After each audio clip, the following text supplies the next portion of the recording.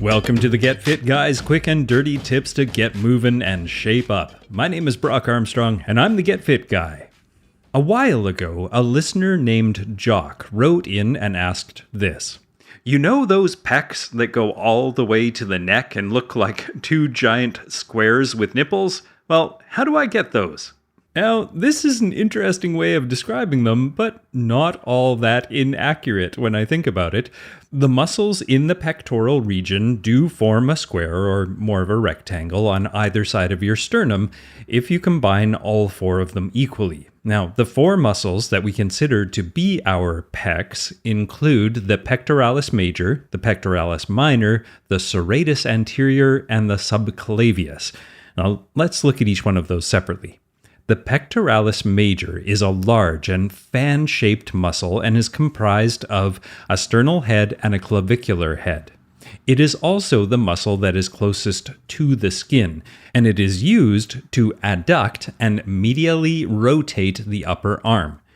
Now, the pectoralis minor is just under the pectoralis major, and it forms part of the anterior wall of the axilla region. And it is mostly used to stabilize your scapula by drawing it against your thoracic wall. Now, it should be noted that even though the pec is divided into these two parts, there are actually 6 separate sets of muscle fibers in the pectoralis muscle. Now, this is important because these sets of fibers allow separate positions of the muscle to be moved independently by our nervous system. And this is one of the reasons why our arms are so useful and powerful at many angles and in many different positions. Now, the next muscle is the serratus anterior, and it originates at the 1st to 8th rib at either side of our chest, and it inserts along the entire anterior length of the medial border of the scapula, and it is used to rotate the scapula, which basically allows our arms to be raised over 90 degrees. And the final muscle is the subclavius, and that one is a small muscle located directly under the clavicle, running horizontally, and it's mostly used to anchor and depress the clavicle. Okay, that's it for the anatomy lesson. Now, let's talk about why a strong chest is actually important. Now, as you can guess, your chest muscles are important for many everyday things, including being responsible for flexing your upper arm when you swim, moving your arm inward when you're riding a bike, rotating your arm bone toward your body while you walk or run, and also simply taking a deep breath. Every day, we use the pectoral muscles to do things like pushing a heavy door open, heaving a heavy load of laundry over your head, washing your hair even, or simply getting out of bed. Even though they're not exerting the primary force, your pecs are even active when you're picking a bag up off the floor or throwing a ball or pushing a grocery cart. Because of those everyday actions, and a whole lot more, getting a stronger chest is advantageous, whether you're a power lifter, a weightlifter, an endurance athlete, a mom, a nurse, a bus driver, or a fitness podcaster. Also, whether you are a guy or a girl, a strong, defined upper body is something that can help you look good in your business suit or your birthday suit.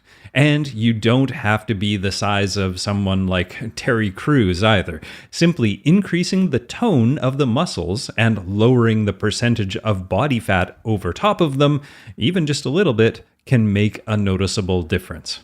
Now, in a previous Get Fit Guy article about how to reduce a thing called gynecomastia, which is the medical term referring to increased breast tissue in men, well, you learned that there are a few things you can do to help.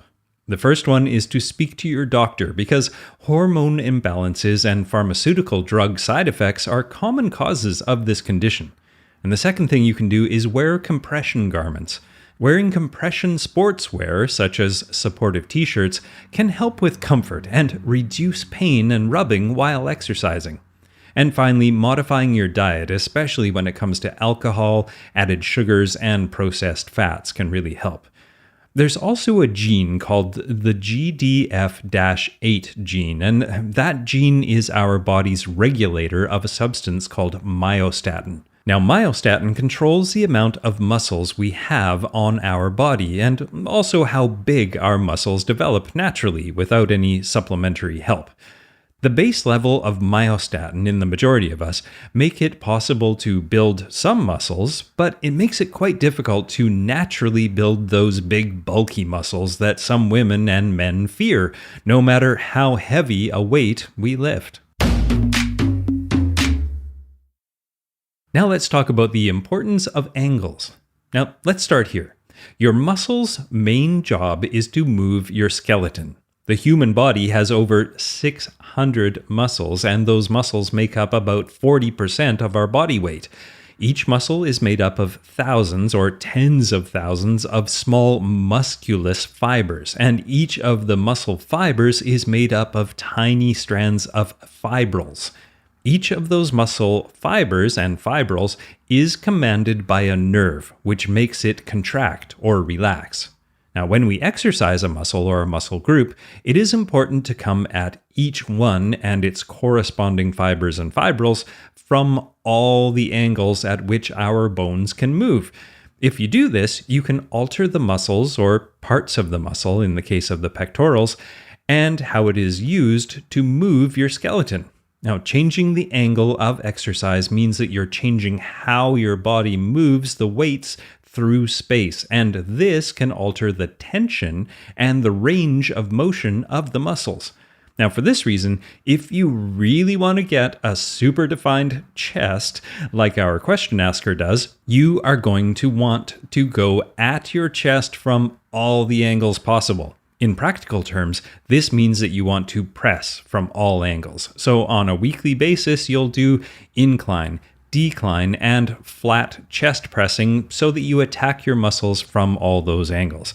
Also do exercises like decline push-ups and incline bench press and dumbbell chest press. You will also want to do an exercise called a fly. The chest exercise, known as flies, really help to develop your inner pec muscles. These inner muscles are not targeted by presses, and there are many fun and challenging variations of the fly that you can try. Machine chest flies, decline dumbbell flies, flat dumbbell flies, seated cable flies, and standing cable flies are all great options. When you do flies, make sure to stay inside your comfortable range of motion though. As the weights you are using increase, it can become quite easy to injure your shoulders if you lose control of that weight. Now let's talk about the importance of posture. Slouched shoulders can make your chest look droopy. So, when you're working hard on getting a defined chest, you'll also want to include shoulder exercises like seated rows, single arm rows, pull downs, and pull ups. Weak and rounded shoulders can make your chest look concave and can really do a disservice to all that hard work. Now, in my article called 4 Ways to Improve Your Posture, I listed a few more helpful ways to lose that slouch, and here's a little summary. Number 1, stretch and loosen your pushing muscles. A tight chest or pushing muscles can come from sitting at a desk for several hours with your hands on a keyboard, or from riding your well-aligned bike in the aero or the drop position, or doing strength training, or even from swimming. The problem is that once your chest is tight, these muscles can pull you forward into a rounded back slouch. And if you have some tight pushing muscles, stretching them out on a regular basis is a good place to start. And number 2 is to work on your core. When you're walking down the street, riding your bike, swimming, or just sitting at your desk, the one thing that happens right before you start to slouch is that your core, it poops out. If your core is strong, it takes a load off of your shoulders, which allows you to display much better posture for much longer. And number 3 is to do something that I call hang loose. And to do that, you just imagine that you have a string coming out the top of your head. Now, one end of that string is running all the way down your spine and attaching to your coccyx or your tailbone. Now, the other end is attached to a large helium balloon that is floating above your head. And you, my little marionette, are standing straight and tall, stacked nicely above your heels in between. Now, before we get to my chiseled chest workout, let's talk about increasing muscle definition. Increasing muscle definition is the simple process of increasing muscle mass and decreasing body fat, especially the fat between the skin and the muscle called the subcutaneous fat. Doing these two things in concert is what creates defined muscles that you can see, no matter how big or small they are. But, of course, bigger muscles will show sooner and more. Now, before we go on, I want to add that while muscle definition isn't an actual measure of better fitness or better health, I totally understand the desire to show off the hard work you've done. Just promise me that you won't let this desire carry you too far. Being too lean can lead to issues like amenorrhea, low sex drive, disordered eating, lowered bone density, and a host of other problems. So be careful.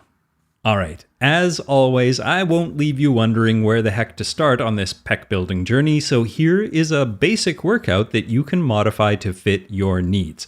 Now, this is the order that I would do the workout in, but you should reorder it based on your weakest to strongest movements. Now, if you do it the other way around, strongest to weakest, you may not see the gains where you need them the most. So, here we go. Number 1, incline dumbbell bench press. Now, the main benefit of performing incline presses is to develop the upper portion of the pectoral muscles. And then number 2 is the flat dumbbell bench press. Now, flat bench press activates both heads of the pectorals evenly, which makes this exercise great for overall chest strengthening. Then number 3 is straight bar dips. Now, if done properly, any dips, will increase the strength and mobility in your chest, your shoulders, arms, and core. Then number 4 is incline dumbbell flies. And this exercise targets the sternal heads of your pectoralis major muscles and also strengthens your deltoids, your biceps, your triceps, your wrist flexors, and your brachialis muscles. And number 5 is any type of postural or pulling exercises. Now, you can mix this up each time you do it, choosing between seated rows, single arm rows, pull downs, or even pull ups. And the final exercise, number 6, is high to low cable crossovers. Now, this is a great finishing exercise if you do it to failure, and it can help you burn out and break down your pectoralis major and your pectoralis minor. And here's a pro tip. Cross your hands in front of your body to get a more full range of motion out of this exercise. Now, if you're doing a chest-only workout, you'll only need to do this once per week. And if you're simply working chest exercises into a full body workout, well, you can hit the chest 3 times per week, but make sure to allow for about 48 hours of recovery between those workouts. Now, I know I've said it before and I will say it again. This podcast is called Get Fit Guy, not Get Ripped Guy or Get Jacked Guy for a reason. Fitness is all about being able to move through this world with as few limitations as possible. While looking good in or out of a t-shirt can be a nice side effect of fitness, please don't confuse good health with a magazine cover physique. They are not one and the same. Now, my name is Brock Armstrong. I'm the Get Fit Guy. Asking you, what are you waiting for? Go get a strong chest.